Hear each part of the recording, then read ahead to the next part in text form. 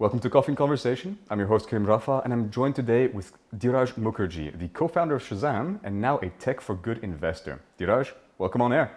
Thank you so much. Really appreciate the invitation. When you look at the world, the problems that we're facing now, from a consumer perspective at least, because that's the market that you've been in the past, what do you think deserves the most attention now for the budding entrepreneur and also the investors out there? I've got three kids now.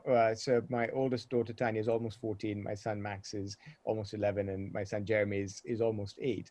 And I find that in my role as a dad, I get lots and lots of insights about, the future of the world. And what I mean by that is, as human beings, we kind of face the same problems in our lifetimes, which is it's about, education. It's about, getting a job. It's about, having good relationships with friends and family, making sure that, your finances in order. So those kind of basic parameters, I feel, don't change that much. How you actually go about addressing those problems, changes all the time with innovation and technology. To give you an example, I had dinner with the founder of N26, which is a German neobank. So I'm convinced that my kids will manage money completely differently from the way I did or my dad did. I used to work for Virgin Money. I was head of innovation at Virgin Money, which is a UK retail bank. Now, what I find is that seeing from the perspective of the next generation, what is their usage of technology? What are the kinds of challenges that they're facing? What are the problems that they're trying to solve? That leads to some really sort of fertile areas of ideation and opportunity. So you might call me lazy because I do this in conversation with my kids, but it's amazing how by listening to the next kind of generation and the words they use and the topics that are important to them, I find it really good kind of stimulus. I can see that every time you talk with someone in that age group, I guess, their areas of interest kind of transcend especially the tech infrastructure that we needed to learn. They just passed that, and now their wealth of information is somewhat innate, and that determines their areas of interest, right?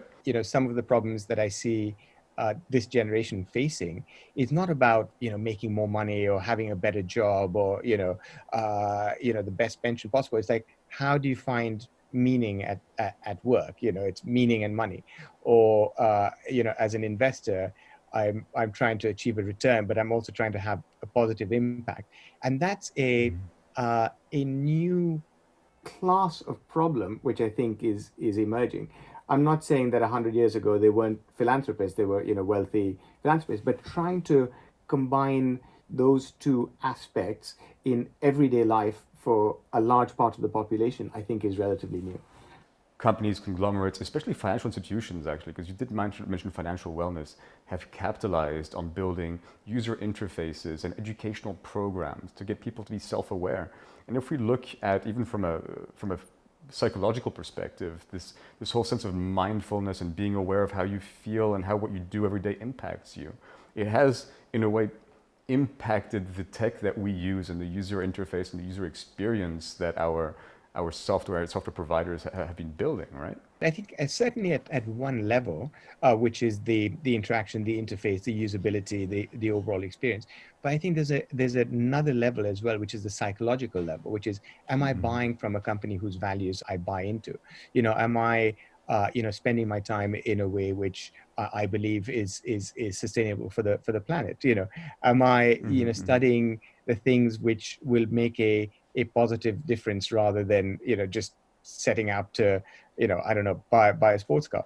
And those are subtle questions, and the problem is you don't always have good answers, and so I think people stay switched on and ask themselves more and more on an ongoing basis, what contribution am I making? What am I getting from this relationship?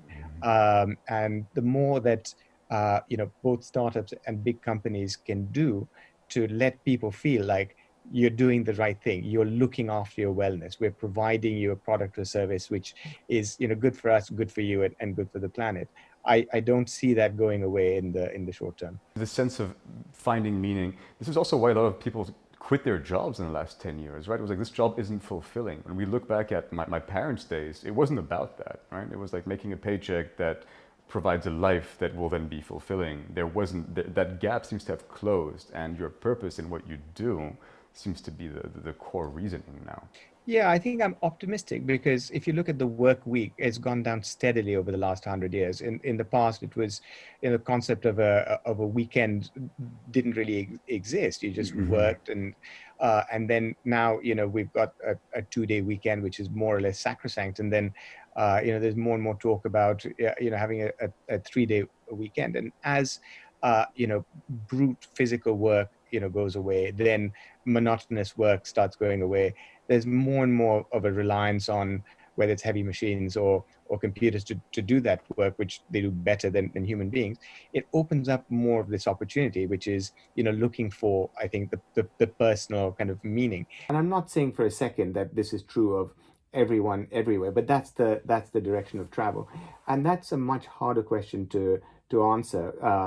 So for instance, if you go to work at 9, you come home at 6, you have a good job, then you can pay the bills. That's much simpler than saying, what's your creative side and how do you tap into it?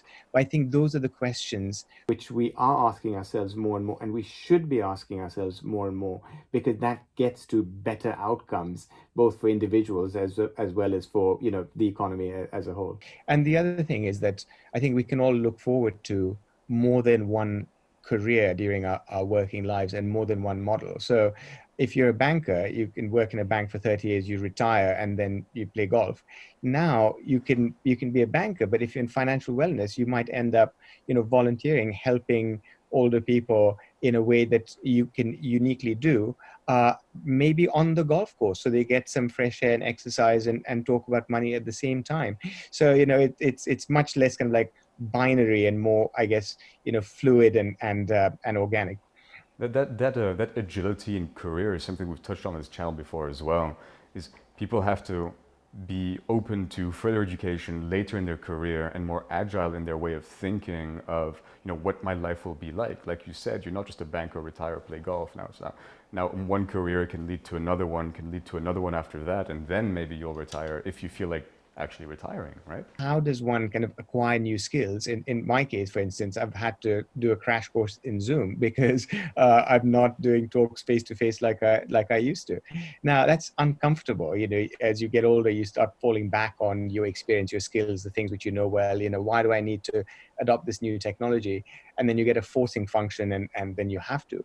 But the ability for individuals as well as organizations to say, no, I don't need a crisis. I'm going to keep learning as I go and explore new aspects, which could be, both valuable individually, but also kind of contribute to others. So that's the aspect for me which has come out of this pandemic. That is true. It has somewhat forced us all into our mini digital transformation, right? I know it's a word that gets thrown around quite a bit, but in this case, in this pandemic, it certainly has brought out the best in us, I feel, in many ways. Yeah, that's right. I think what it's done is, so digital transformations have been just accelerated to warp speed and, flipped into this, fully digital or fully virtual new reality. And lots of good things have come from it. Of course, there's been pain and distress as well. But I think that for individuals and organizations which can, get their heads around this, the need to be adaptable. Actually, I've heard many stories over and over again about these new opportunities appearing. Dhiraj, I'm afraid that's all the time we have today. Thank you so much for coming on air. It's been a pleasure talking to you, and it's so insightful, really. Absolute pleasure for me. Thank you so much, Karim. Really appreciate it. I appreciate that. And to our viewers, this was Coffee and Conversation. Thank you so much for watching, and we'll see you soon.